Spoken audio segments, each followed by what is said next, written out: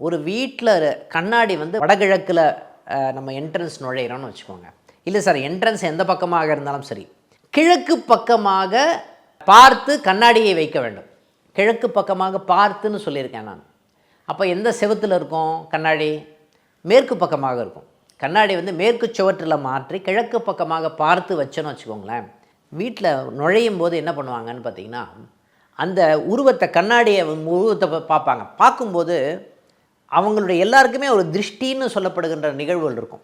அந்த திருஷ்டி தோஷங்கள் போக்கக்கூடிய தன்மை கொடுக்கும். அது ஆட்டோமேட்டிக்காக அந்த திருஷ்டி தோஷங்கள் நம்ம வீட்டை தாக்காமல் இருப்பதுக்கு நம்ம சேஃப்டி பண்ணிக்கலாம்னு சொல்லலாம்.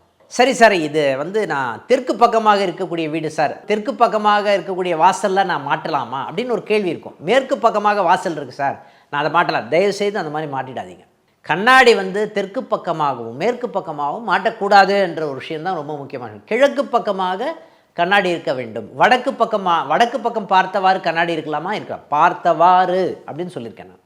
அதே மாதிரி நம்ம கிழக்கு பக்கம் பார்த்த மாதிரி ஒரு கண்ணாடி வச்சிங்கனாலும் சரி, வடக்கு பக்கம் பார்த்த மாதிரி கண்ணாடி வச்சிங்கனாலும் சரி, நீங்கள் அந்த பக்கம் முகத்தை எட்டு வந்து அவங்க காமிச்சாங்க, அந்த கண்ணாடியில் முகத்தை காமிச்சாங்க அப்படின்னா அவங்களுடைய திருஷ்டி தோஷங்கள் வந்து நமக்கு வந்து அஃபெக்ட் பண்ணாமல் இருக்கும்னு சொல்லலாம். அதே மாதிரி விளக்கு நம்ம சொல்கிறோம் இல்லைங்களா, விளக்கு வந்து பார்த்திங்கன்னா கிராம்பும் ஏலக்காவும் வந்து பார்த்திங்கன்னா அந்த விளக்குக்கு வந்து வச்சு விளக்கு ஏற்றுறது சிறப்புன்னு சொல்லலாம். நம்ம 3 எண்ணெயை சேர்த்து விளக்கு ஏற்றுறோம் சார், தேங்காய் எண்ணெய், நல்லெண்ணெய், கண்ணெண்ணெய், இந்த மாதிரி 3 எண்ணெயை சேர்த்து விளக்கு ஏற்றுறோம் சார், பண்ணலாம். இந்த மாதிரி விஷயங்கள் எல்லாமே திருஷ்டி தேஷத்தை போக்கக்கூடிய தன்மை கொடுக்கும்னு சொல்லலாம்.